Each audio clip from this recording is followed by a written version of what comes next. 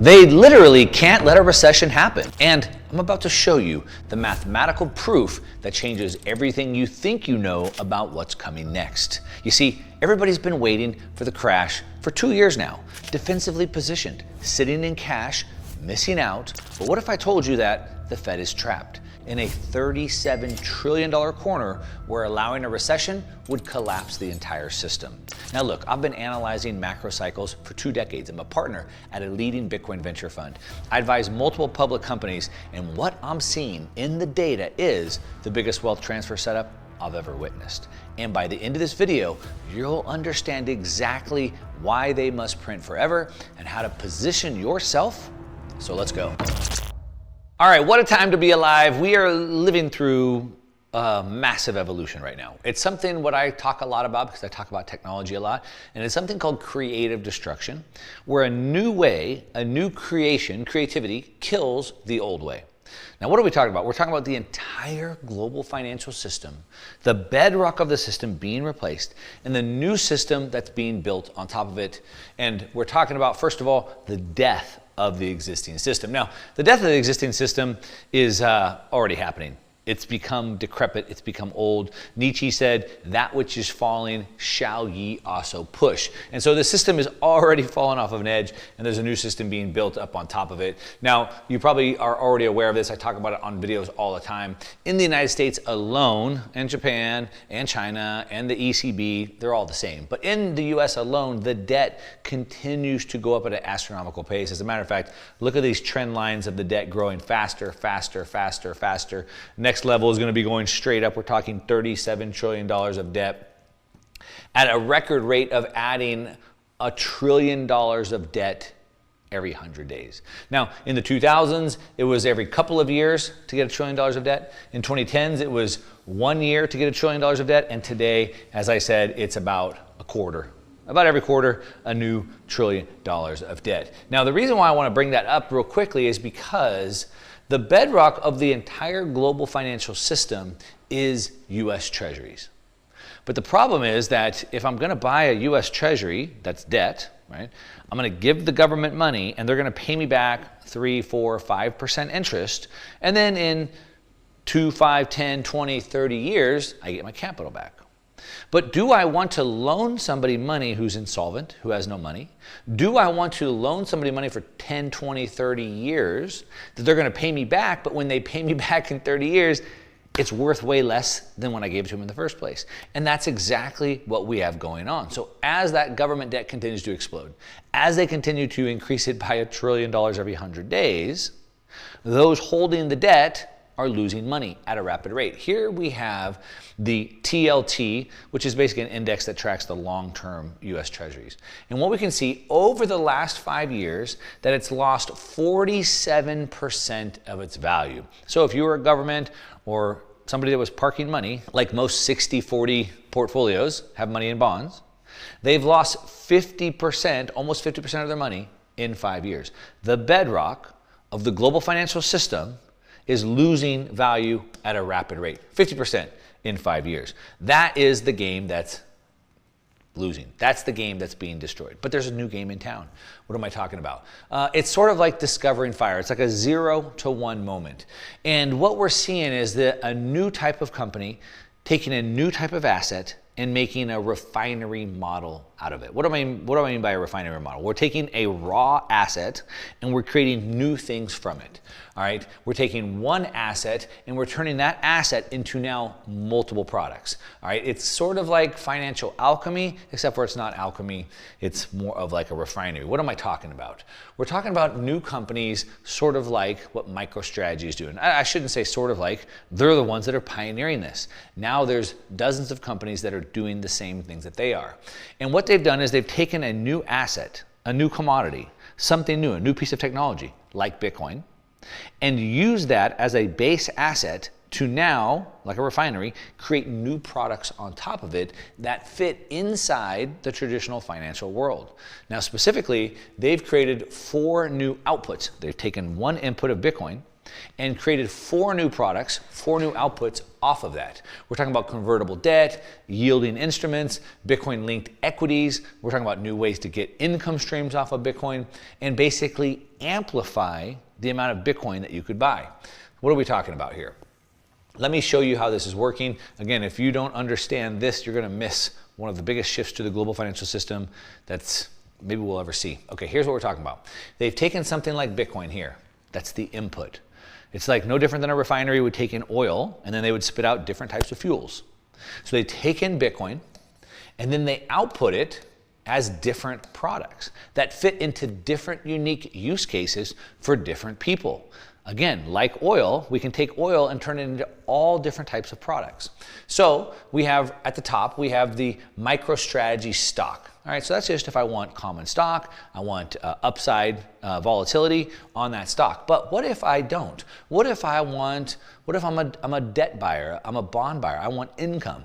Well, we have an income product here. Well, what if I want like really high yield income, like I'm a junk bond buyer? Well, we have that product down here. But what if I want like more secure income that's like a US Treasury where it's much more secure, senior preferred? Okay, then I might want to hear. What if I want the debt, but I want a little bit more upside? You see, there's different flavors for all these different buyers, and they're all right here. Let me kind of give you a different breakdown of what this looks like. So what MicroStrategy has done is they've taken Bitcoin, the input, and they've output 4 new products as of right now. And each one of these products is a little bit different. So the common stock MicroStrategy is leveraged Bitcoin exposure. So they get the potential upside, but there's no income from that. And there's also downside that comes with that. We have Strike, which is paying an 8% quarterly fixed dividend, but it can convert over into the stock, so I get the upside potential. So it's sort of like a dividend stock. I get the 8% dividend, and I get upside if the stock goes up. Then we have another one here called Stride, STRD. This pays a 10% quarterly fixed non-cumulative dividend. So I get a higher income, but it's higher up in the stack, so it's pretty secured. And then down here, we have this new one, Stretch. I just did a video recently on this. I called it the iPhone moment. Maybe we can link it up here or in the show notes down below.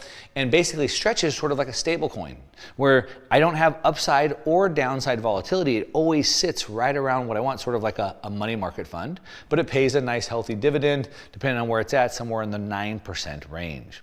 You see, this is what we're talking about. Now, how has this been working out so well? Well, if you haven't been paying attention, maybe you've missed it. But in the last 5 years, MicroStrategy, the company that's doing this refinery model, has been the best performing asset, right? Bonds are down 4% over the last 5 years. Real estate's up 6%, gold's up 10%, S&P's up 14%, the Mag 7 collectively up 27%, Bitcoin is up 58%. Per year. These are per year returns. Sorry, I didn't specify that. And MicroStrategy is up 100% in the last 5 years. What about in the last 1 year? Because, you know, Mark, maybe you're cherry picking data. Well, in the last 1 year, we can see the outperformance of MicroStrategy as well. And so this is the financial refinery model that we're seeing. Like I said, dozens of people are copying this now. But this is way bigger than one company like MicroStrategy. What we're witnessing is creative destruction. What we're witnessing is the creation of fire, the 0 to 1 moment that now everybody will start to copy, start to duplicate. What am I talking about? Well, currently, companies like the Mag 7, maybe your business, you should have some savings, right? You have a treasury. But this is making traditional treasuries obsolete. So again, a company like your company, my business, should have some savings.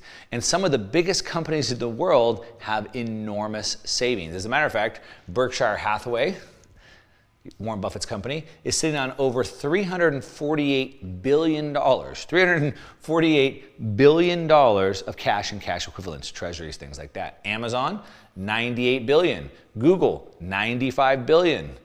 Microsoft, $95 billion, sitting on enormous hordes of dollars. And these dollars are losing money, unlike MicroStrategy, their asset base is making money.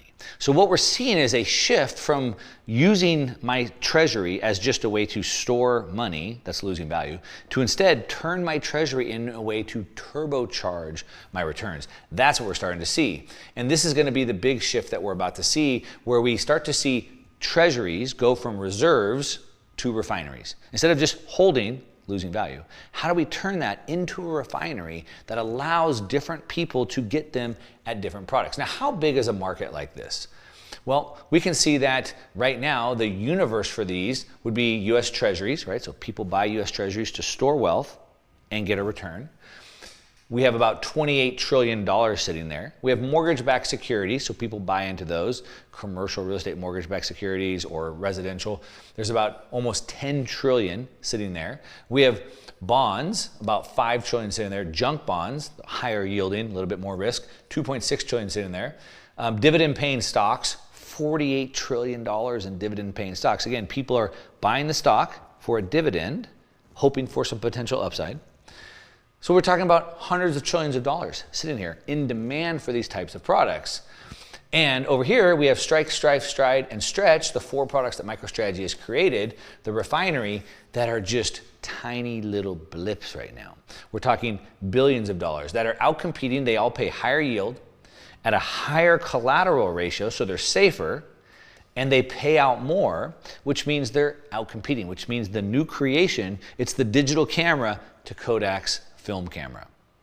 This is what's going on right now. And again, Strategy is pioneering this, but all of those companies I showed you have enormous treasuries that they can start to turn into refineries instead of just treasuries losing money. And again, why? Because right now they're parking them into the US treasuries, which have lost 50% in 5 years. And again, why is that real quick? It's because the amount of money being added to the system is about 10% per year, which means that you need to be making at least 10% a year if you hope to keep up on it. And again, where are you going to put that money to do that? So if I'm one of these companies, if I'm a business owner and I have money in my treasury, where do I put it?